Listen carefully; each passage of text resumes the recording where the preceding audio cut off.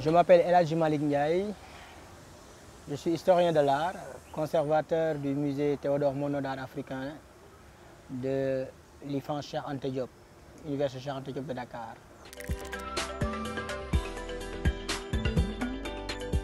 J'ai eu une formation en lettres modernes.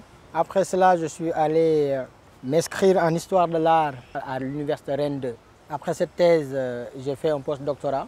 J'ai eu également à faire une formation pour devenir conservateur du patrimoine à l'Institut national du patrimoine. Donc après ces deux formations, je suis rentré à Dakar en 2014 et j'ai été recruté à l'université Cheikh Anta Diop de Dakar, où je m'occupe du musée Théodore Monod d'art africain qui dépend de l'IFAN depuis 2016.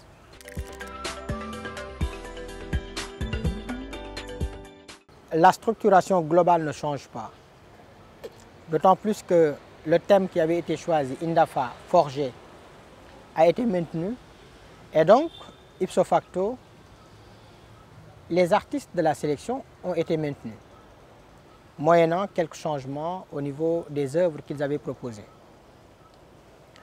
Ça, c'est la matrice de la Biennale. C'est 59 artistes et collectifs sélectionnés qui seront exposés à l'ancien palais de justice.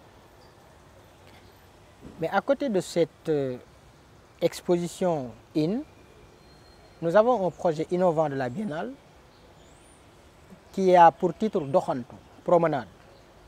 Dokhantou, le mot en wolof, qui consiste à inviter 17 créateurs.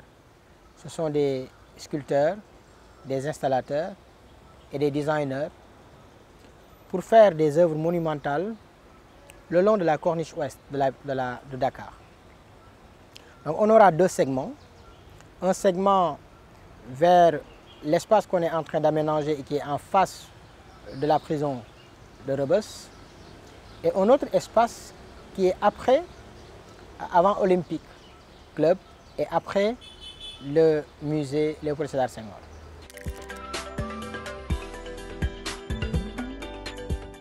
Indafa, c'est un terme qui veut dire la forge, qui est puisé ou emprunté de la langue sérère. C'est un plaidoyer avant tout, le fait que nous choisissions de prendre une langue africaine, ici une langue nationale, en l'occurrence le sérère, pour dénommer ce que nous voulons exprimer pour cette biennale. On peut bien sûr continuer dans le catalogue à écrire en anglais et en français. On peut traduire, mais ce fait de, pour la première fois dans l'histoire de la biennale, de choisir une langue africaine est déjà quelque chose qui sonne une alerte pour dire pendant plusieurs années, la biennale ne s'est exprimée qu'en français, à la rigueur même parfois en anglais sous-titres. Et aucune mention n'avait été faite des langues nationales.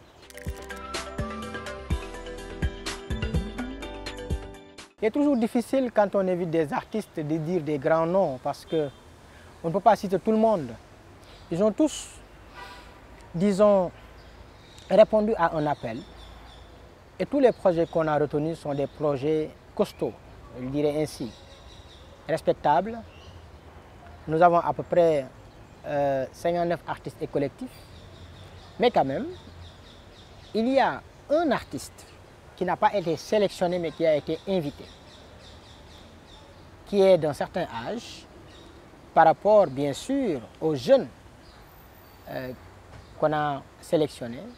Et cet artiste, c'est Abdoulaye Konaté, l'artiste malien, qu'on va mettre en honneur au centre de l'ancien palais, dans une salle assez majestueuse, pour lui offrir une exposition individuelle qu'on a appelée Abdoulaye Konaté le maître. Les difficultés, c'est toujours un problème d'agenda. On court toujours pour remplir la mission, pour ne pas être en retard. Mais heureusement que la logistique et la biennale, l'État du Sénégal, en l'occurrence le ministère de la Culture, met tout à notre disposition pour que nous puissions atteindre nos objectifs à temps. Donc à ce stade, on n'a pas réellement de difficultés majeures. Si ce n'est de petits retards, des ajustements, des changements de dernière minute liés à certains artistes dont les projets sont complexes et que nous devons prendre en considération parce que nous sommes là pour trouver des solutions.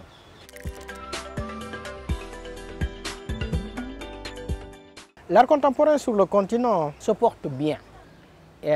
Nous avons des innovations au point de vue des pratiques, des manières de faire,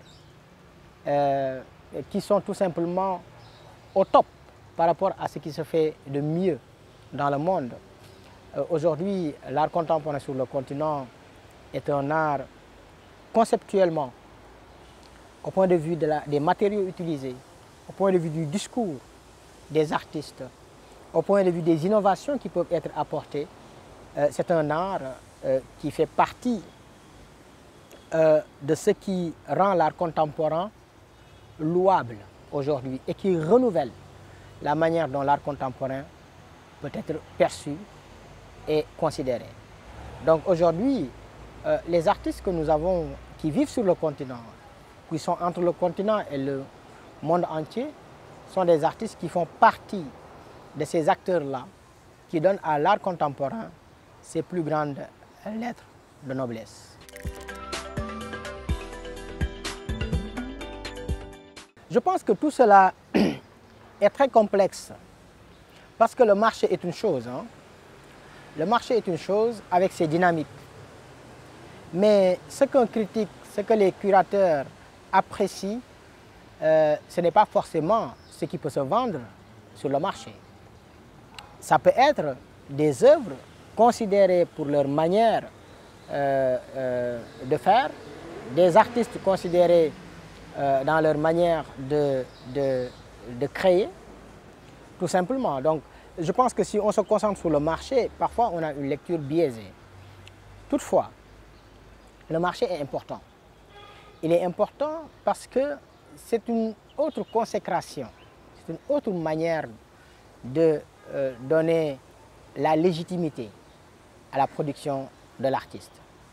Mais encore une fois, de ce point de vue, ce qui peut expliquer les difficultés rencontrées par les artistes dans l'espace francophone, je dirais c'est un marché qui est peu structuré. Ce marché est peu structuré.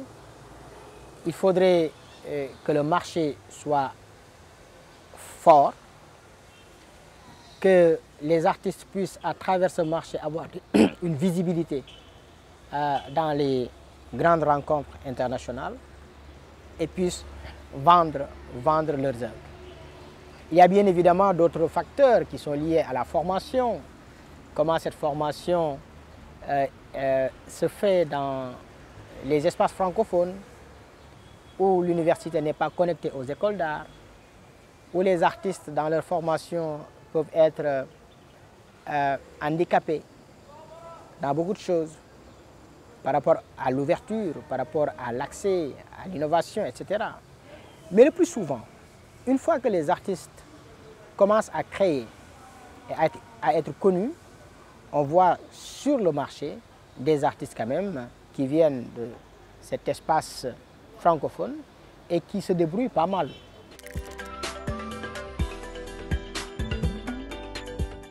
Mais de persévérer et surtout de continuer la recherche, de continuer de faire de la recherche. Parce que l'art contemporain, on ne pourra jamais l'épuiser. On pourra faire le maximum possible pour innover. Mais il faut savoir que les artistes qui les ont devancés ont expérimenté beaucoup de choses. Et que le grand défi qu'ils ont, c'est d'innover sur des choses qui ont été déjà faites. Et comment trouver son chemin, ça, c'est un secret. C'est-à-dire que chacun va trouver ce secret selon ce que son imagination lui donne comme perspective et comme champ d'ouverture. J'espère que cette biennale va plaire aux gens qui vont venir pour voir la biennale. Nous travaillons dur pour ça. Nous essayerons d'être le plus innovant possible dans l'approche, dans la scénographie et dans les artistes que nous présentons.